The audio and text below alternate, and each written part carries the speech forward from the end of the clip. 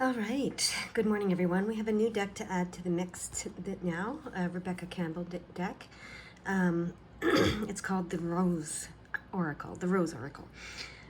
Roses symbolize a lot of things for a lot of people, historically and present day. Again, pinks. And this is a slightly different pink.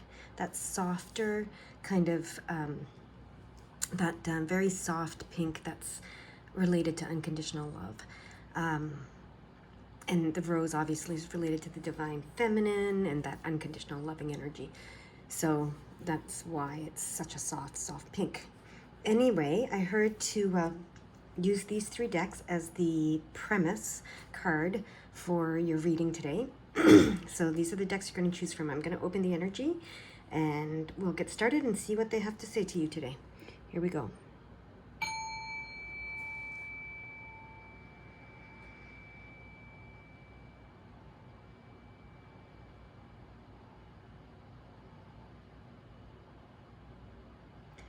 All right, if you haven't chosen the deck yet, please pause the video and do so. I just have to turn that fan off. And but I'm going to get started with my first deck, which will be the Work Your Light deck. Whoa. So this deck is about light working. People who are light workers, you may or may not know what a light worker is. You can Google that. But it's someone who works with light energy, and just to shine light into this universe, right? We are all light workers in some way or another, whether we know it or not. Some of us might be, here's the card, just came right out. Some of us might be unaware of it. Some of us might not be practicing it right now, but it is something everybody is able to do. All right. So the advice to you, my light worker group today, is to get grounded. You're empaths, you're highly sensitive, and you need to connect with nature as a result of that. Empaths and highly sensitive people, they take on... they're highly affected by the energies around them. Okay, the energies of others. They feel the emotions of others. They take on a lot. I have an actual anecdote to express this, actually, that they're reminding me of. So I used to have a dog hiking business. I used to take dogs out to the woods, to the mountains to hike for 4 or 5 hours during the day. And then I would say they get the yayas out, right, to release all their energy and etc., so that they wouldn't chew the furniture or whatever. Some of them, labs and different dogs living in the city that really needed that that release. One day I was walking with the dogs and met two women. And one of the women said, what is it that you do? Do you take these? And I said, I explained what I did. Taking the dogs to the mountains to get to let them release the energy that they had pent up. And she said, what an amazing service you provide. And she said, what a healing service. And I thought, what? How is that a healing service? I mean, for the dogs, maybe, yes. But she said for the owners. And what she expressed, which was quite beautiful, is, dogs are unconditionally loving, right? And they are empaths, and they are highly sensitive. And so they take on the emotions and the stress and the worries and the ailments, even physical ailments of their owners often. They'll absorb the energy. They're like little energy transmuters, right? They're light workers. They're energy workers. And so they take all that on for their owners. And she said, what a great service you provide, where you take the dogs to the mountains to connect with nature and release all of that and transmute all of that and transmute that energy and give it back to Mother Earth to transmute. So that's what this card says to me. That's what they want you to do. Connect with nature. You need to connect with nature. Give that energy that you're holding, all the energy that accumulates within you, being an empath, being a highly sensitive. The reason they keep advising you to connect with nature. I'm sure you're getting this message over and over again, is so that you can go and release that energy back into the natural world and let it be transmuted, and let it be, all the darkness be transmuted to light. And that's how you're a light worker. You don't have to practice it like professionally, or even you're probably not doing it consciously. Some of you are, but some of you may not. But just being an empath, being a highly sensitive person, you are a light worker, and you're absorbing that darker energy, that denser energy, that heavier energy from others, and you need somewhere to put it. You need somewhere to release it, and to have it be transmuted, and for you to become grounded again as you take all of that on. So that is what they want to say to you today. Okay, that is my message for you, group number 1. And I hear that's it, actually. I thought we'd do some tarot or something around this, but this is what they want you to hear. It's plain and simple, they say. It's get grounded, connect with nature. And now you know why it's so important for you to do. All right, you guys go have a beautiful, beautiful day. All right, my second group, which is the Rose Oracle. Let's see what they want to say to you today with this this deck, group number 2. Let's see. So the Rose Oracle is connecting with that energy of the divine feminine. The divine feminine has been depicted over the years as, very much that rose energy, okay? So, it's all kinds of religions, all kinds of cultures, all kinds of traditions have, and the rose is, it's the flower that we use to depict love, right? We give people roses of all different colors. And so let's see. So my group here, this is something for you about the divine feminine. There's something about you connecting with the divine feminine that they want to talk about. That's what I'm hearing here for group number 2. Are we going to have it pop out, or is it going to be a cut the deck? It's going to pop out. With patience, it will pop out. Okay. I will be patient.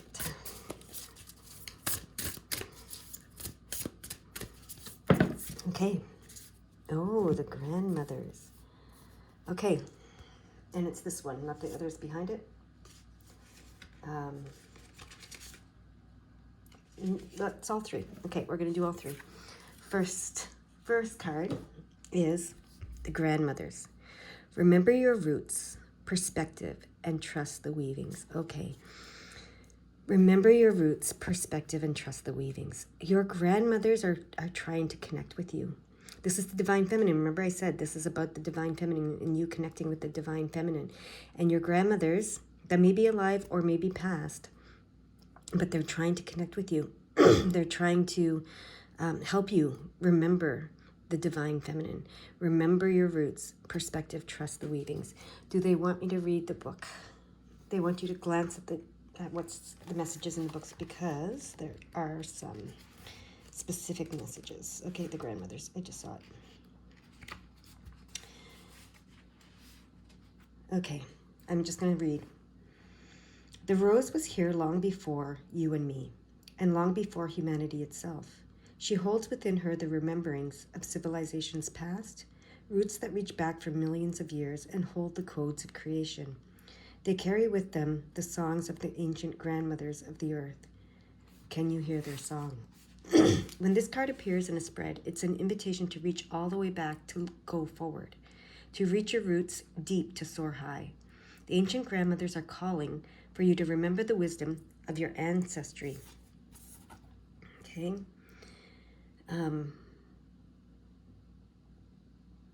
Long before colonialism severed so much that's sacred, before the rise and fall of empires and entire civilizations, all the way back to the origins of humanity, they're calling you to play your part in this time of healing, to heal and integrate what you've inherited in your ancestral line. It's not personal. These are changing, healing times that we came for, to reconnect and reach all the way back to the original mother. and to see our role as the ancestors of those who are yet to come. To remain grounded and rooted in your life so that no matter how rocky things get, you always know that you are home. So there's a little, they call it a rose transmission. It's a prayer, a mantra, whatever you want to call it. I reach my roots all the way back to go forward. I call upon the sacred strength and support of my ancestors who did not forget to be with me now. I acknowledge the difficulties and what's coming up to be healed, and I do so for all who are yet to come. Okay. The next card is the Great Mother. Okay. Surrender to the mystery, fall into her arms. I'm going to just read. The Great Mother ushered you in when you took your first breath, and she'll be there when you draw your last. She knows how challenging life on earth can be, that at times being human can be painful, lonely, and confusing, that the polarity and separation can be difficult when your soul remembers the oneness of Source, but at the same time it can be incredibly glorious and sweet. We often see things as either good or bad. When things go well, we make it mean that everything's okay, and when things don't work out, then perhaps we've done something wrong or have something to fix. We've forgotten that life on earth isn't like that. Polarity is at the core of the earth experience, and it's through the polar extremes that we grow the most. We're not meant to avoid the night, the shadow, and the winter. This life is but a single breath in the inextinguishable existence of your experience as a soul. Hand over your worries, hurt, sorrow, fears, and doubts to the Great Mother. Lay them on her altar. Return to the sureness of the soil. Fall fully into her arms. Surrender to the mystery woven through it. Trust the weavings in this one, right? Surrender to the mystery woven through it all. Remember that while these extremes are difficult, they can also be magnificent. That unrestrained joy is closer to grief than we think. And perhaps that's why we cry when we're so happy, right? We cry when we're so sad, but we also cry when we're so happy. We have tears of joy, right? So, and perhaps the more wildly the pendulum of your life swings, the more you can say, I have truly lived. So the rose transmission here, which is, again, a mantra prayer. I am ready to embrace the extremes of my life. I lay all that I'm carrying onto the altar and fall into the Great Mother's arms. And the symbolism here, falling into the Great Mother's arms, to me relates back to pile number 1, or deck number 1, which is, connecting with Mother Earth. Okay, remembering to connect with Mother Earth. Okay. All right. And now we have the third card. Healing is happening. You are not broken. Trust the process. It is safe to soften. That is so beautiful. You're not broken.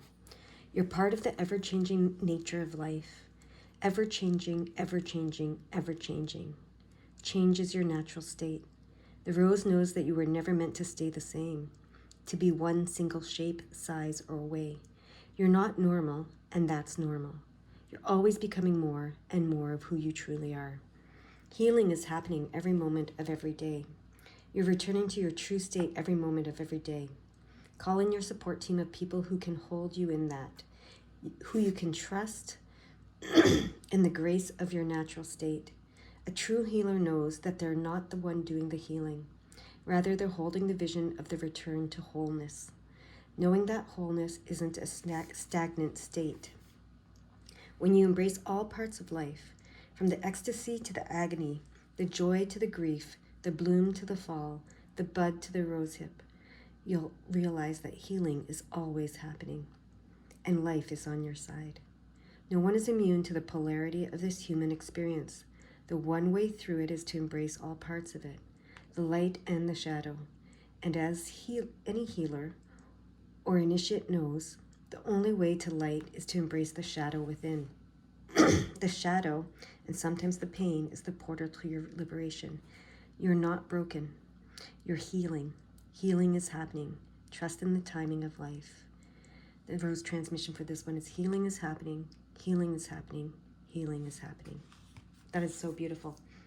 So what I'm reminded of with this reading for you here is my mentor, Linda Sadesky, who helped me uncover my ability as a healer, a light worker, a energy worker, whatever you want to call it. She heard one day, light is the understanding of the darkness. Okay? And then we also heard her and I together, as we were examining this later, years later, we heard unity is the forgiveness of the darkness. Okay, so light is the understanding of the darkness. So when you understand the darkness, the light shines. And then for unity is the forgiveness of the darkness. So when you forgive the darkness, you can become whole again, and unity occurs, separateness dissipates. And then we also heard joy is the acceptance of the darkness. So when you accept the darkness, the grief, the sorrow, and all that, you can also feel the other polarity, which is the joy. Okay? So that's what this reading is about. It's about becoming whole. Healing is happening, right? Healing is about becoming whole, as they mentioned in here, and that is very important for all healers to know. We're not doing the healing, like they say, and the person on the table or, in front of you, whatever, isn't really necessarily doing the healing either. We're allowing the healing, okay? We're allowing the healing. We're allowing the wholeness to be. We're remembering the wholeness. We're remembering unity. All right? That is the message for this group, okay? And that's the divine feminine message, okay? Allowing that wholeness, that unity, that compassion, that unconditional love, okay, that allows all. That's why it's the divine feminine and the Rose Oracle delivering this message to you. Go have a beautiful day. All right, my third group, you have the Lumen cards, Threads of Fate Lumen edition. Let's see what they want to say to you with these cards today. I'm just going to put this over here. All right. Oh, interesting. A lot of breath for this one. Okay. We have 2, 3. Okay. We have 3 cards. I knew there were going to be 3. But I thought only 2 came out. So let's see now.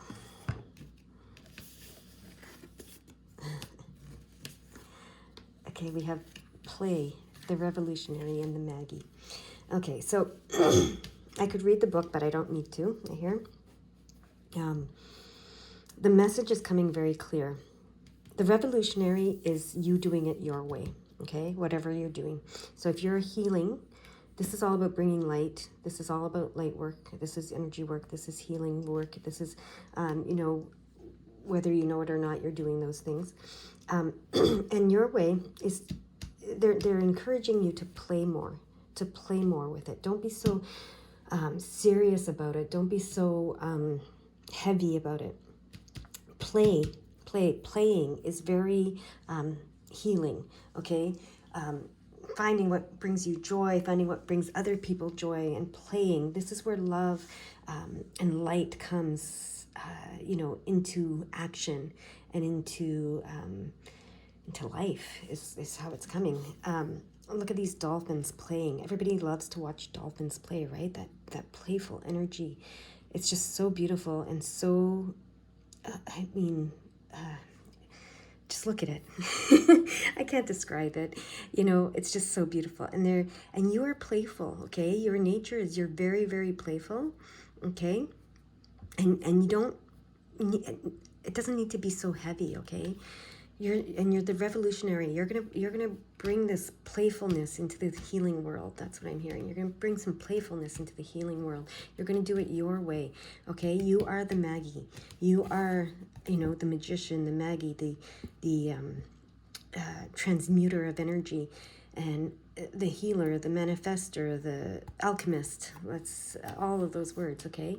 You are that, but you do it in a playful way, okay? That's what they're saying to me. You do it in a playful way, and it's beautiful. Look at how beautiful it is. Like the colors of these cards are just gorgeous. So, yeah, they just want you to remember to play more. Okay, you're getting so serious, you're getting stressed. I hear you're getting stressed. You're getting stressed about, how do I do this? How do I be a healer? How do I bring healing energy to the world? How do I be the magi? How do I be the revolutionary? How do I affect change in the world? How do I heal the world, etc., etc., etc.? And that's weighing you down. It's getting you, into a place of heaviness and density. And it's we talk about in Reiki, we talk about the when you do Reiki, you raise your vibration so that your vibration can so the spirit world can come closer, because they can lower their vibration to a certain degree and you can raise yours to a certain degree and you can meet somewhere there, right? And but when you're getting so serious and you're stressed and all that kind of stuff, you're lowering your vibration, and it's harder for them to get to you and to reach you. So playfulness is very important. Lightening up is very important. For some of you, because of the first two messages that came through the other decks, connecting with nature is a very important thing. It's the way that you play. Go out, go for walks, go swimming, go, just do something in nature, whatever it is, skiing, play in nature. Okay, we play outside so easily. That's what I hear. We play in the natural world so easily. So if you're having a hard time playing, get out into the nature and connect with nature and play in nature. Go watch some dogs. Go to the dog park, even if you don't have a dog, and go watch them play. Whatever. So many ways. But they want you to bring the playfulness back into your life. Okay. It's important. It's really, really important. That's what I'm hearing. For you to play more. All work and no play is not you, and it's not good for you. Okay, so make some time to play,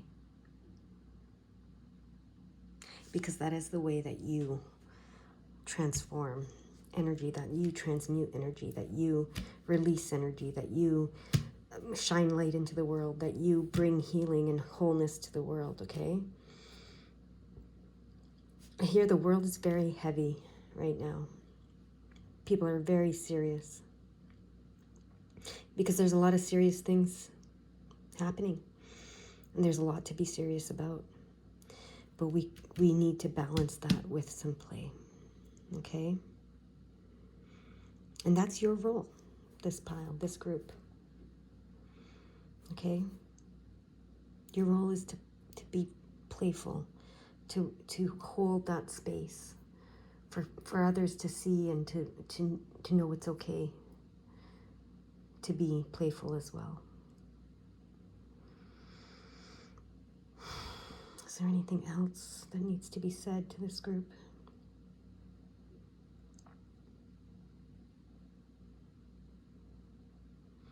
Other than it's okay to play.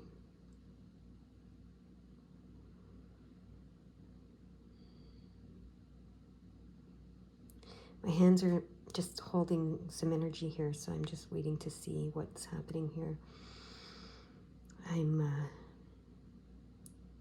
also being drawn to the hands on these two cards here, the Revolutionary and the Magi card.